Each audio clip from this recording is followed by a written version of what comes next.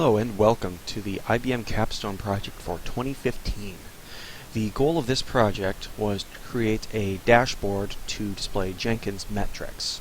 And to do that, we used the Graphite web application and the Grafana user interface. But without further ado, I will explain a little bit about Jenkins. So here's the Jenkins interface. As you can see, there's a lot of different options for configuring the system, about Jenkins, things of that nature. You can go into Configure System, where you can set up a lot of the different information, such as you can get a Git plugin, which allows you to pull directly from source, set some different information, and here's the Graphite plugin, which is on a local network, and we can test the connection, and the server is up and running.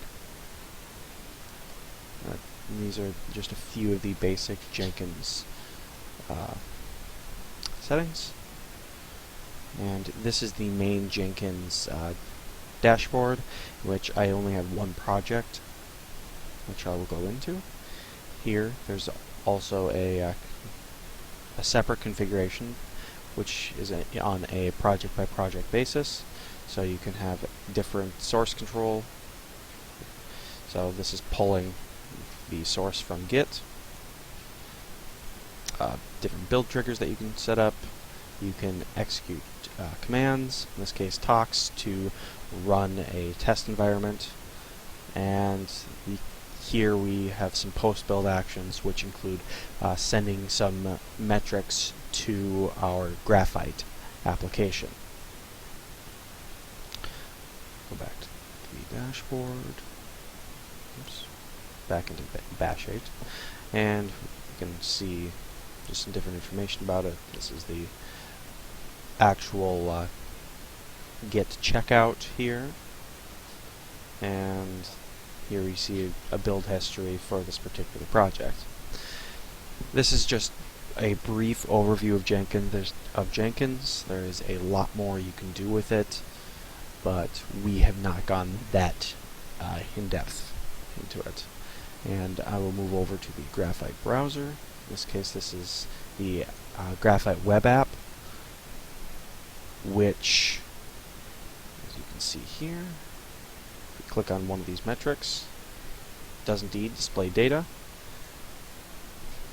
and it's not as I guess visually appealing as we would like, which is why we chose to use Grafana for the alternate user interface, which I shall move on to display now. And here is Grafana, which, as you can see, it has a little bit nicer user interface. Here's the generated graph, and if you go through the interface here, you can adjust these individual panels however you like. This is just the default, but we can go into the search, and here you see that these are saved queries. So we can go to CPU usage demo. In this case, this is a demo that I made earlier to show that saving does work, which actually I can delete it. Let's see here, deleted. And as we can see, it got deleted. I will create a new one, and graph, edit, it's carbon agents, average update time.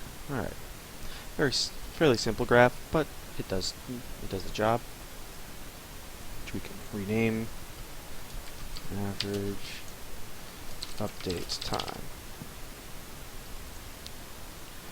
There's some other metrics that you can change, or I guess you can add more metrics. You can change the axes, you can change how everything is displayed, change the time range, Move up here, save as this is a demo. Save. And let's see that this was indeed successfully saved. The hope of this project is that by having Grafana fully functioning and connected to IBM data sources, that they'll be able to notice different trends in the data and be able to make better decisions regarding their many different projects that they are administering and keeping track of.